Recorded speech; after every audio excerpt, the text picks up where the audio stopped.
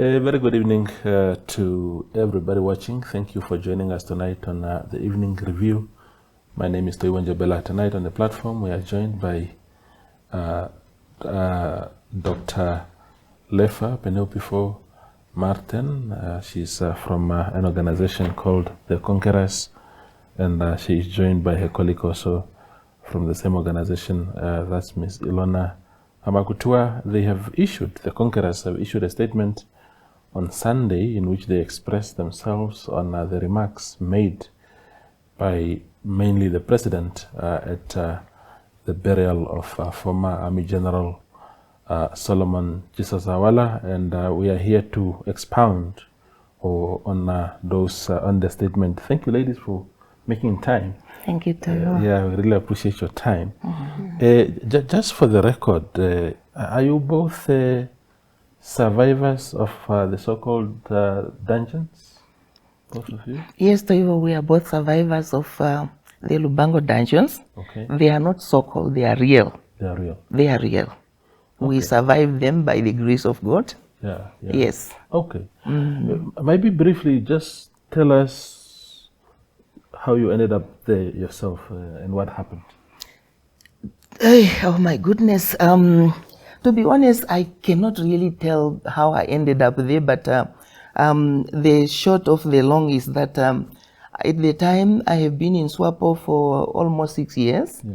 Having went for military training at first at Haidua, then at Hainyeko, then I went for secretariat training at Kakurukale Munguda, worked for SWAPO Women's Council, was sent to Lusaka for journalism training, then to Harare for further journalism training, and then I was there working for the Voice of Namibia.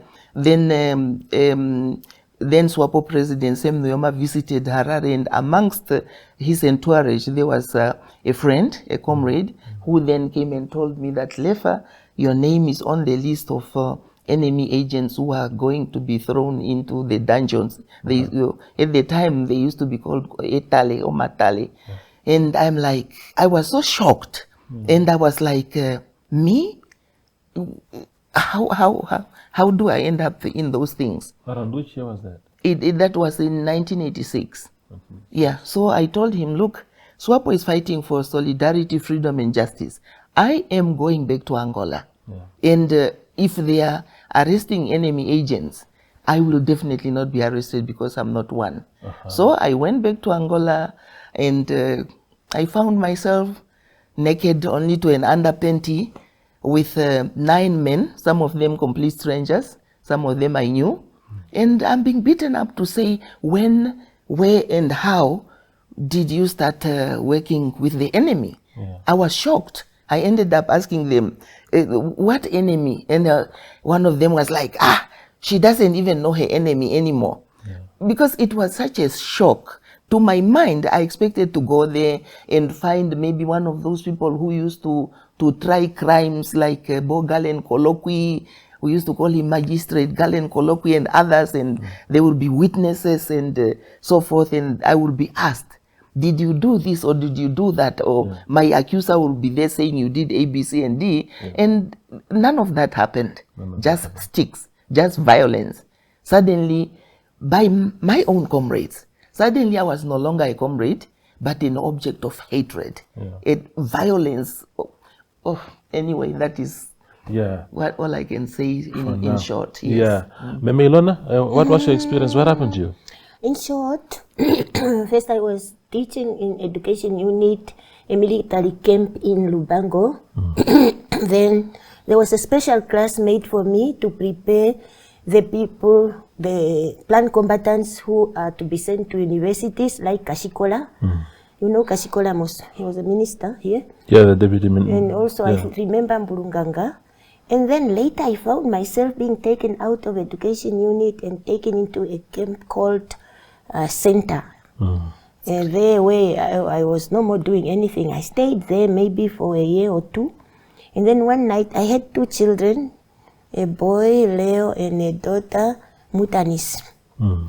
And so I found in one night somebody just there at my place saying, pack your things down. So I packed my things, we were taken to a place called Screen Board with my children. And then I found myself at the office, and I was asked, here you are brought here to tell us about your recruitment, your training, and your mission of coming abroad. I thought they were looking for the truth. So I told them, no, I've just come to fight for my country. Then it happened maybe 3 times. And then one day I found myself being woken up and put in the pit. I was made to lie in the pit. And then they are asking me to speak out, to answer those 3 questions. I don't know those answers, but somehow they took me out, and then they put me in a Waza car. In that Waza car, my 2 children were made to sit on the back seat, while I was made to lay with Gamboa. You know Gamboa? Then we were lying there, so that when you are transported, it's in the night and you don't know where you are going, so you have to die. And then, and I came out. I was brought to a camp. I realized later it was called Minya Base. Then I was put in a small cell where I was made to lie. Then the next day, somebody came, took me out, was taken to a certain, maybe they call it office in the bush. And then I was told to undress and remain only in a panty. Then they asked me those questions. I answered the same. When they started beating, there was a big bunch of fresh wood. And they started beating and ask you again. But first they have to take a cloth, and then they put some clothes in. They push that ball of clothes into the mouth, and then they tie here so that you won't be able to scream. Yeah, then they start beating, and they beat, and they stop, and they blood is over. And if you have gone there wearing a skirt, you can no more come. You can no longer wear it because you are swollen all the whole body. Then you get into a place where you are washed with warm water by some girls. And then it continued like that for 5 months. And then one day, that old lady, that is the mother of Ndeshi Chikwambi, I don't know whether you know her, Meme Marta Angula, she came in the next door cell. Then we were talking through the wall. She said, oh, Ilona, you hear my child? I say, yes. Oh, no, don't worry. The truth will come out one day, and then we'll be taken away from here. I was tortured for 2 years. She's speaking now. And I got something like heart problems.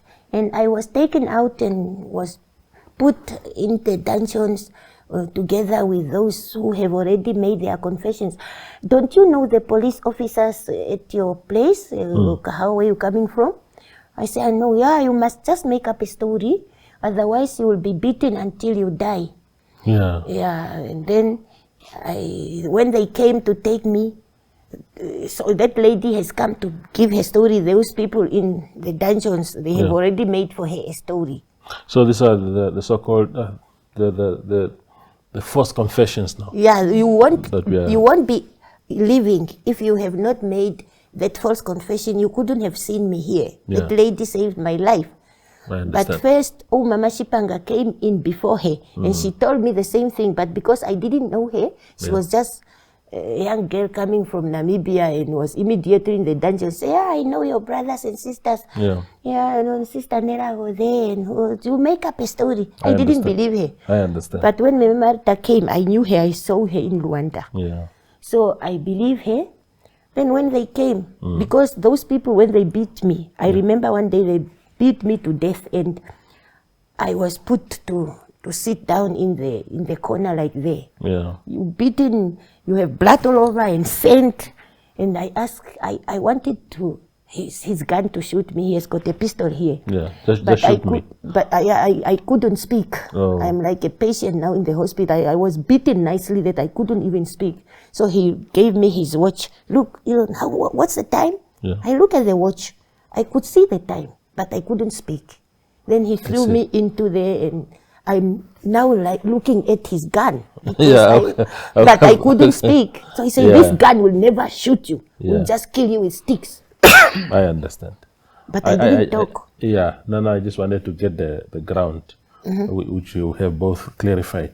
I've asked other survivors, Dr. Martin, as to if there are so many people, thousands of people, hundreds of people, why would anyone just pick you and say, no, somehow you're a spy? What would lead to anyone pinpointing you? To be honest, Toivo, I have asked myself that question severally. Yeah. And up to now, there is nothing I can put my finger on to say this is the reason. Yeah.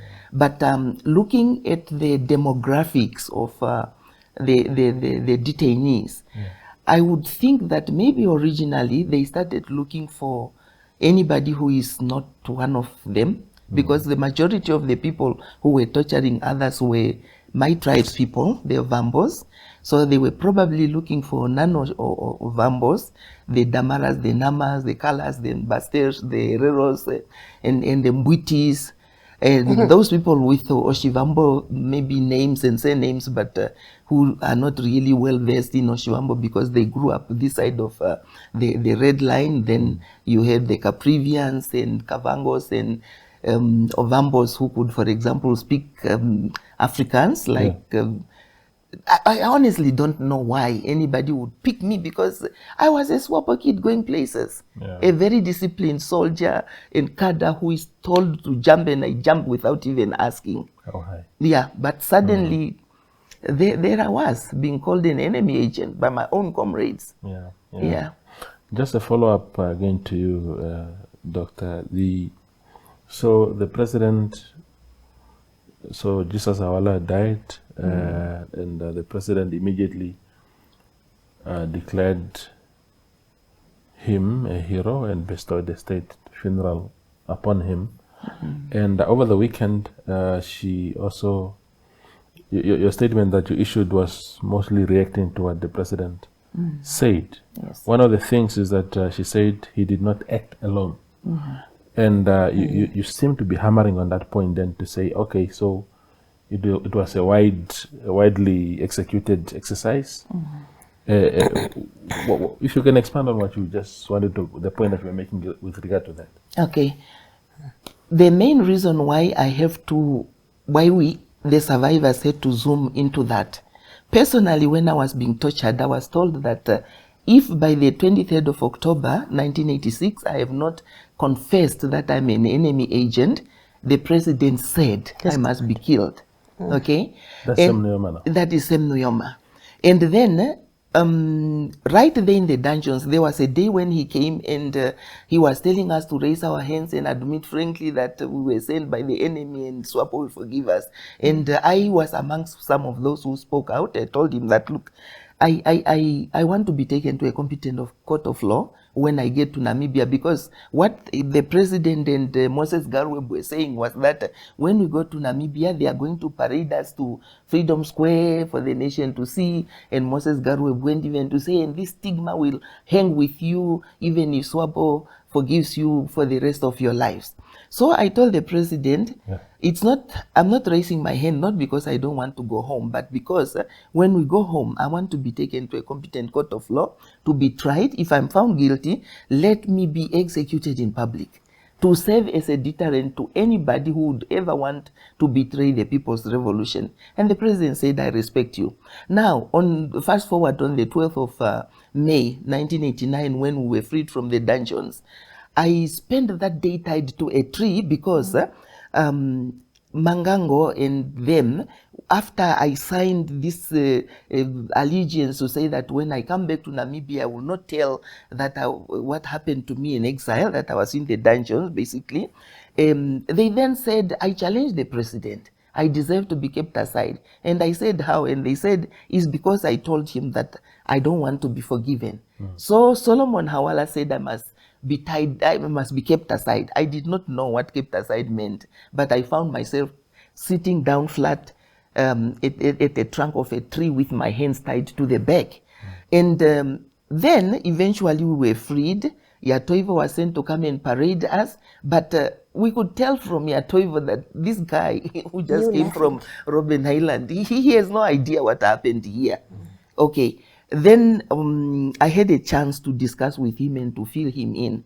Eventually, we come back to Namibia. We write, myself and my sister Ilona here, we write the President Nuyoma an open letter to say, Two okay, open letters. yeah, 2 open letters actually. Here we are. Can we now have our thingy, my day in court?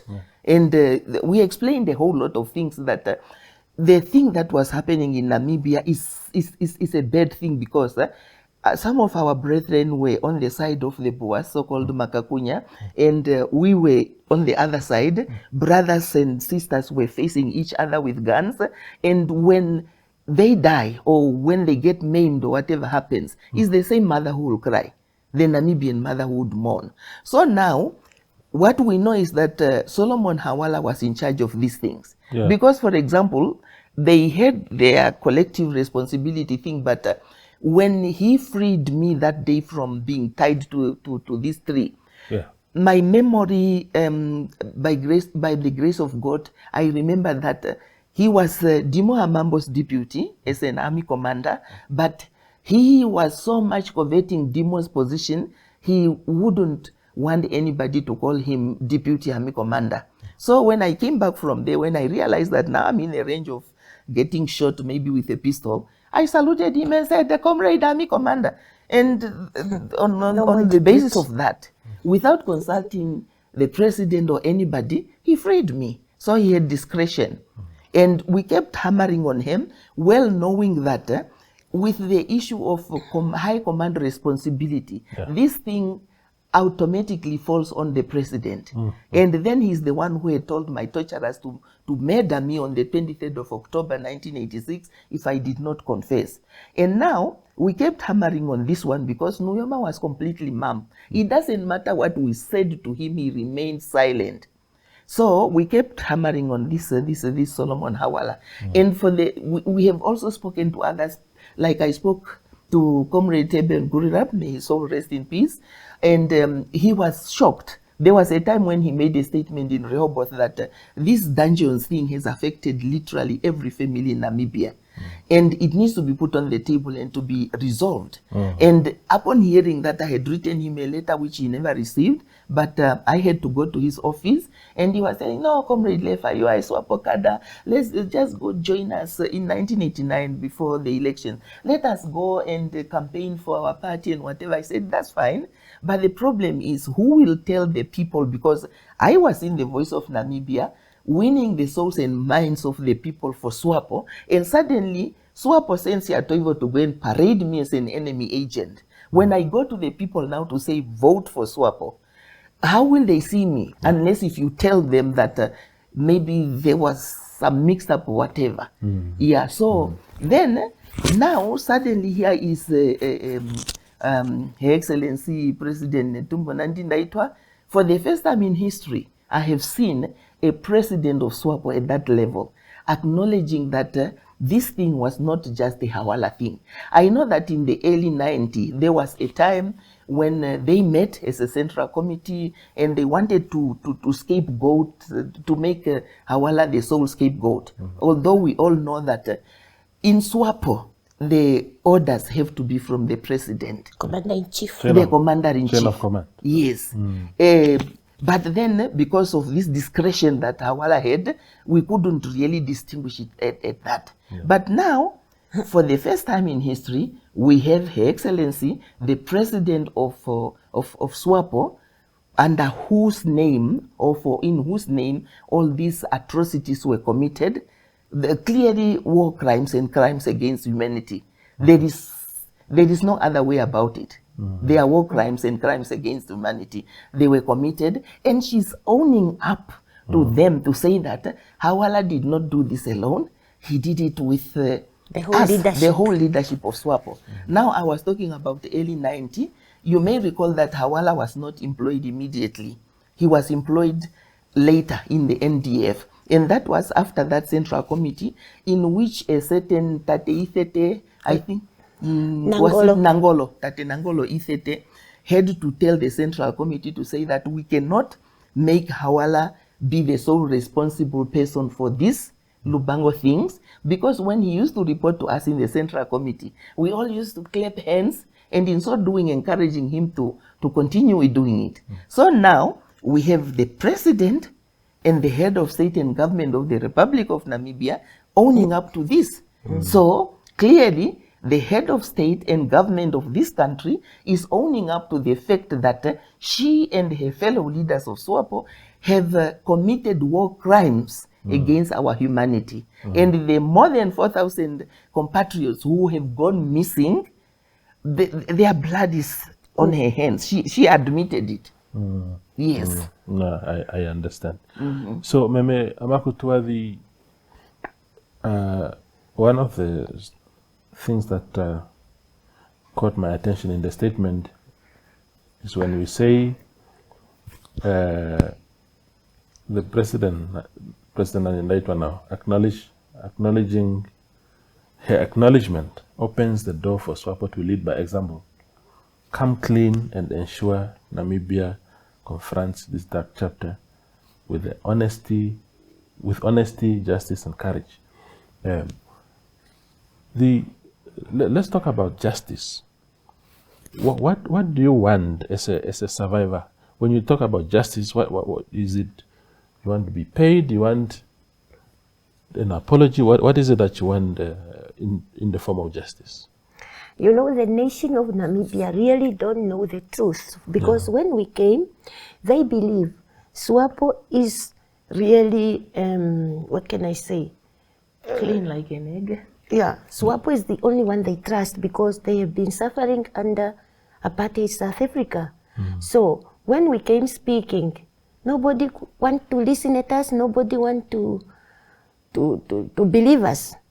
So as a result, we ended up being mistreated even by our own families.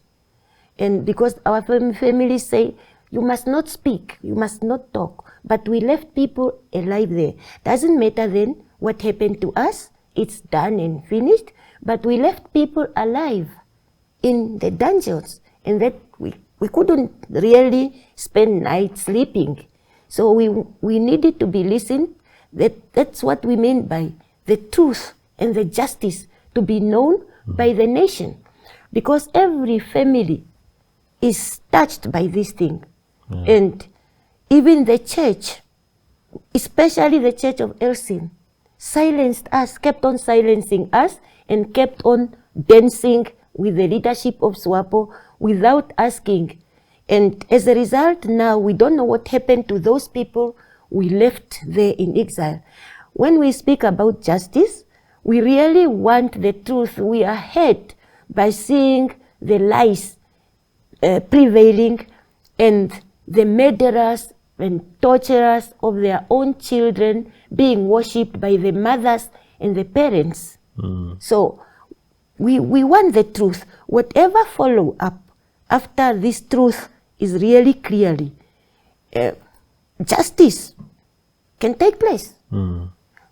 I understand. Your interpretation of justice, Martin, you are the author of this statement. Okay. My interpretation of justice is, number one, we did not go into, number one, I personally did not join SWAPO in exile. I joined SWAPO from home. And I lived among people, even planned combatants who used to come in Namibia underground. I have met them here. So I expected justice to be, like I said, I came from Zimbabwe to say I'm going to clear my name. I expected when I get there, somebody would send even those planned combatants who are normally inside the country to where I came from. Even the ones whom I went with into exile, because I did not go on my own. We had to go with a group of planned combatants who helped us cross the borders. To send the people to where I came from and ask them, who was this person? What was she doing? For them to establish the truth. Now, that truth is not told. I'm just horrendously tortured and vilified. And on top of that, I'm made to sign, to take an oath and to sign that I'm not going to tell. But the same SWAPO tend to go and tell. You understand? you and I agree that I'm not going to tell, but then you go and tell. So what do you expect me to do? So the justice that I want is for SWAPO to tell the truth. If SWAPO caught me maybe red-handed doing anything that was contrary to the revolution or to the struggle, I want justice to prevail by SWAPO to put that on the table. Like they say, they have caught us with razor blades in our private parts to kill people. But here I am. The man who fathered my son is alive and well as I'm sitting here today. So what is it that proved to those torturers that I was an enemy agent? That is what I want to be told. I want it to be told to the nation, because even I have members of my family who didn't want me at all. They claim that if I'm to stay with them, their houses will be burned down. And I came from exile. I have no mother, no father, no nothing, nowhere to go. And the people I trusted, they didn't want me because of this label that is put on me. So we need them. And now, wherever we go, as patients are cast on us. Mind you, I went to a village where I found that they did not have a community tape. I put for them a community tape from my own resources that can be traced to my payslip. And one of the villagers came and said, hey, you are just being given this and you don't know the source of that money. What if it's from the opposition parties? It hurt me so much. I wanted to pull out those pipes and disconnect the tape. And this is because of this label that SWAPO has put on me. Some of them have gone on record from the SWAPO leadership saying, some were caught on record, in the crossfire. But then, who can distinguish who was caught in the crossfire and who was not? Because you are just saying some. So what does some mean? So we need all these things to be cleared. We believe that if the Boers were sending people, the records must be there. So we want those records to be retrieved so that the nation can establish from the Boers' own writing to say that this one was really sent by the apartheid regime. And if those files are not here, SWAPO inherited the government from South Africa, which means that they have access to the files. Even if the files were classified, they can declassify them. And if they were not kept in Namibia, in South Africa, is the sister government, the ANC, that is now in a GNU co-governing South Africa. They can still request for those files so that we can put this dark chapter of our liberation struggle to rest once and forever. Yeah, absolutely. Do you think, Ma'am Ilona, that everybody that was detained and tortured was innocent? I believe that if they were spies in SWAPO in exile, none of them was ever detained unless they were the one being used, because this thing, when I follow it, it was really to take away the most brilliant people, the most intelligent people, and the bravest warriors. Like if you remember, if you think about these two girls, Maria Takatondoka and Emma Abisai Amiela. These girls were really brilliant, teaching others in prison, in the dungeon. And they were taken out one day into the bush to be killed. And if you really think about this, Otto Lampert and Bobby Campo and Christian Aaron, they were taken out one day just to be slaughtered. So there was no spy arrested. They are because dead. Those people that they are killed. They are killed. In SWAPO, if you really show that you are intelligent, you won't survive. That's why when I went, I found Pendukeni Itana married to Mandume Kaulinge. It's me who escorted them to come from Oshigambo High School to go to Onipa to that men Nakawa to take them into exile. It's Pendukeni and this one who got married to Hidipo Amtenya. Yeah. Now, I'm sorry. Nangula Shiwele. Yeah, Nangula Shiwele. And when I went, I was coming from the University of the North Telfruop in Northern Transvaal. I found Pendukeni studying at the Polytechnic while her husband Mandume Kaulinge was lecturing there. not Polytechnic, I'm sorry, Union in Lusaka. So I asked her, why are you married to Mandume Kaulinge? Because she went into exile following the Oshigambo High School captain Nestori Shangala. Where's Nestori? And her answer was, Ilona, Nestori Shangala, Leonard was coming from Telfluop also when he went into exile. Yason Dinoshiho, these are Oshigambo High School kids. Onesimus Holera Egumbo, Israel Ipumbu, and the list is long. They are killed by the party self. But how? No, they went to what called Boroma in Zambia. They were given into the hands of the Zambian soldiers. But then Moses Garwe went to take them, saying, come back to Swapo, you will be forgiven. And Nestori Shangala said, we don't need to be forgiven by Swapo because we did nothing wrong.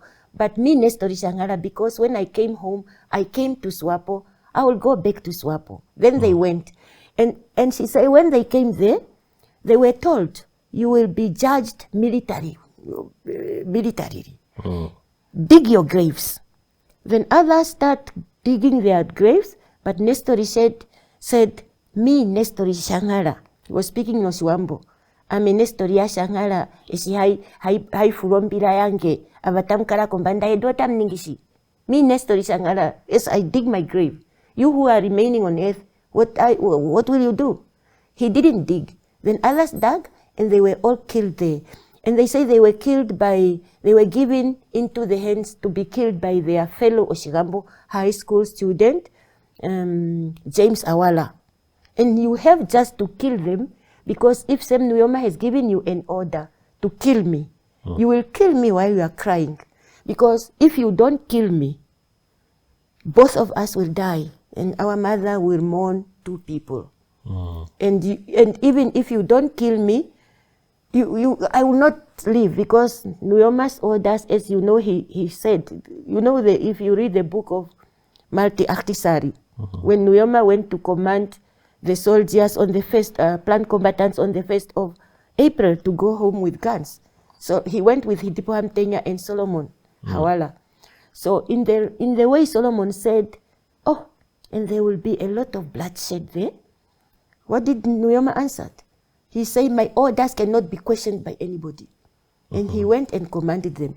And if you have seen that letter, it was in a Windhoek Observer, written by Dimo Amambo, written to Sam Nujoma, saying, there has come rumors that these two camps, Vietnam and Moscow was Kashinga, are coming to be attacked. Please command me so that I can shift the people from here. Nujoma is just quiet. And he went to Zambia. He commanded Nanyemba, who was the Secretary of Defense, to get some people who came from Boroma. They were said to be rebellions, people, And he took 900 of them. He dressed them in uniforms, but he didn't give them guns. And he put them into lorries, and they were taken into Kashinga so that they can die there. They all died there. I understand. I think in the interest of time, I'll give Dr. Martin the last opportunity just to say something, maybe just to conclude, really, to sort of summarize your statement that you issued on Sunday. The summary of this statement, or the conclusion of this matter, is that number one, SWAPO was in 1976 given the title of sole and authentic representative of the Namibian people by the United Nations. And under that, SWAPO is supposed to look and to take care of the Namibian people under its authority, be they refugees or freedom fighters or whatever. But SWAPO betrayed that trust. And the UN didn't do anything. They gave such a huge title to this liberation movement, but they did not keep it in check. So it could just be on autopilot, murdering, massacring, people losing lives and limbs, and nobody's doing anything. And today, here we are in independent Namibia with families with children who are missing. So we expect that SWAPO must resolve this because we believe it's an internal SWAPO thing. And the UN, which is also equal guilty for giving SWAPO that freedom of being the sole and authentic representative of the people, must also come in. But then, if they are not doing the needful, we believe that all the internal avenues are not exhausted yet. And we are going to work towards having these internal avenues exhausted. But if SWAPO is not cooperating, if SWAPO is not moving from these selective disclosures that the president is currently engaged in, because we expected when he made that acknowledgement that Solomon was not working alone, then she would have continued with something more tangible to even just give a blanket apology to the nation for their lost loved ones. But she just like ended it there. So if they are not doing that, I, for one, I will fight to the last drop of my blood until justice about this thing has been delivered to the Namibian people. No amount of silence from their part, no violence, no threats, like we have lived through so much intimidation over the years. That's why we call ourselves conquerors, because we had to conquer fear, intimidation, marginalization. We had to conquer literally all these things that they have thrown at us. Yes, SWAPO, we hear them saying, we have all the money. Fine, let them have all the money. It is a David and Goliath war. We don't have no money. But this truth, we will die telling it. And if we will live telling it, and if need be, we will die telling it. Because people cannot just vanish. Yeah. I mean, look at people.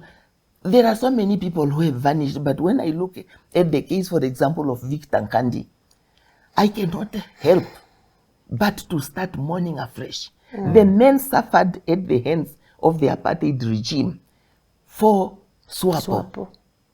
If you recall, he's one of the people who were arrested after the assassination of Umkwanilwa Philemon Shumba Eliphas in 1975. He was brutally tortured to be turned a state witness against his the comrades, the ones who used to be called the trial of the SWAPO 6. And having refused that, himself and Axel Johannes ended up in contempt of the court and sentenced to a whole year imprisonment by Judge J. Straydom. And the day they were supposed to be released, he was arrested again.